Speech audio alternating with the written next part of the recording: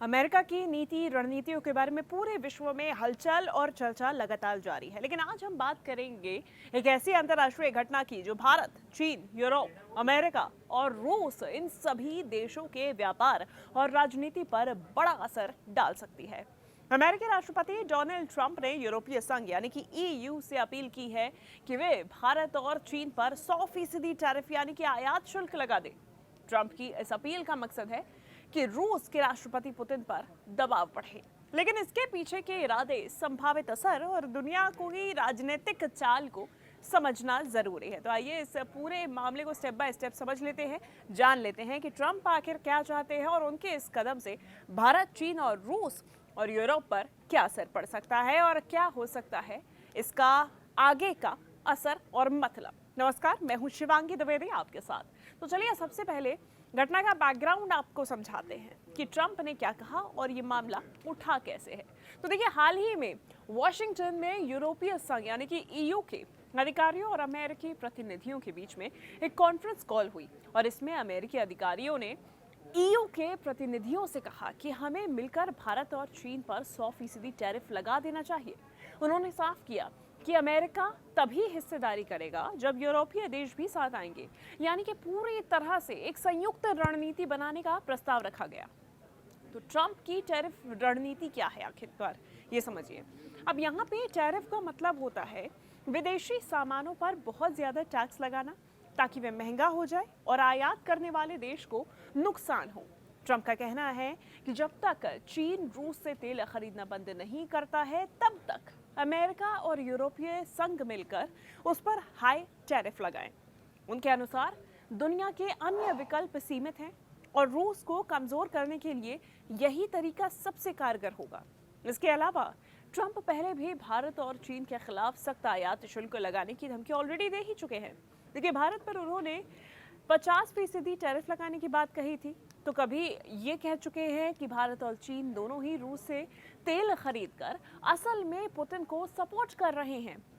इस तरीके के बयान, इस तरीके के भाषण वो लगातार देते रहते हैं। लेकिन अमेरिका तो अमेरिका, ईयू की बात की जाए तो यूरोपियन यूनियन की वर्तमान नीति, यहाँ पर एक बड़ा सवाल उठता है कि यूरोपीय देशों की पॉलिसी आखिर है क्या वो सिर्फ ट्रंप से इन्फ्लुएंस होंगे? तो देखिए, ईयू फिलहाल रूस को अलग थलग करने के लिए सीधा टैरिफ नहीं बल्कि आर्थिक प्रतिबंधों का तरीका अपनाता आया है। ये प्रतिबंध आमतौर पर किसी देश के बैंकिंग, ऊर्जा या व्यापार सेक्टर पर लगाए जाते हैं ताकि रूस की अर्थव्यवस्था कमजोर हो।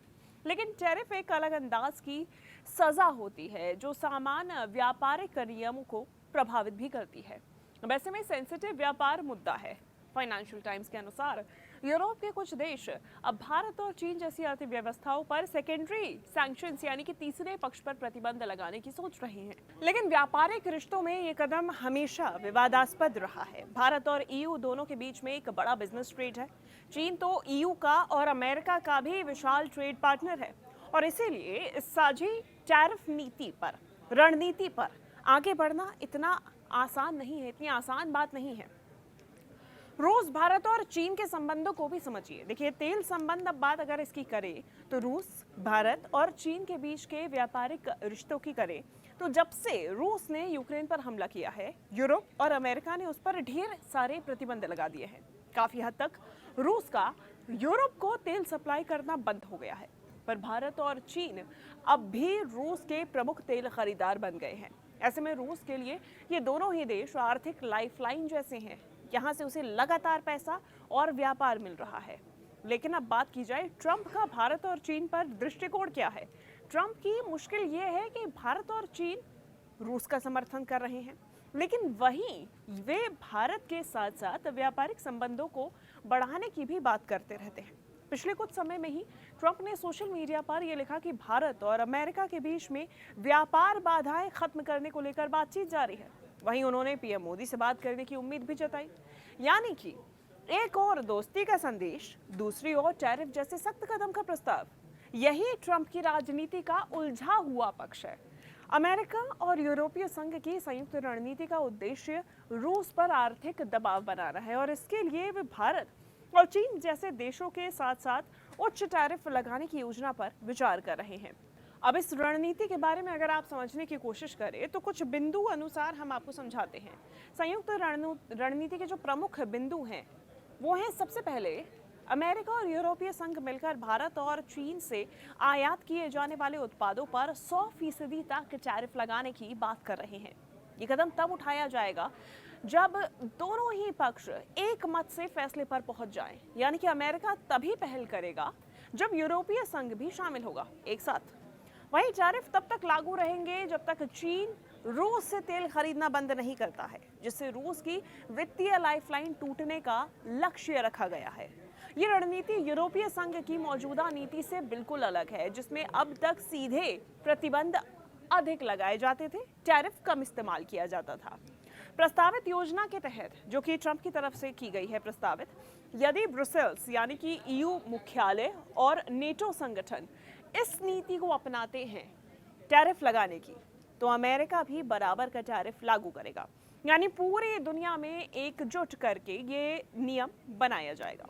अब यूरोपीय देश सेकेंडरी सैंक्शंस यानी कि भारत और चीन पर अलग से प्रतिबंध लगाने पर विचार कर रहे हैं, लेकिन व्यापारिक संबंधों को देखते हुए ये विषय बेहद संवेदनशील बना हुआ है। इस रणनीति का निष्कर्ष ये संयुक्त रणनीति रूस की तेल बिक्री पर रोक लगाने का है और साथ ही साथ में उसकी आर्थिक ताकत को कमजोर करने का एक सामूहिक प्रयास है, जिसके जरिए वैश्विक स्तर पर स्पष्ट संदेश दिया जा सके कि यदि मित्र देश साथ नहीं आते हैं तो रूस पर दबाव बनाना कमजोर हो जाएगा।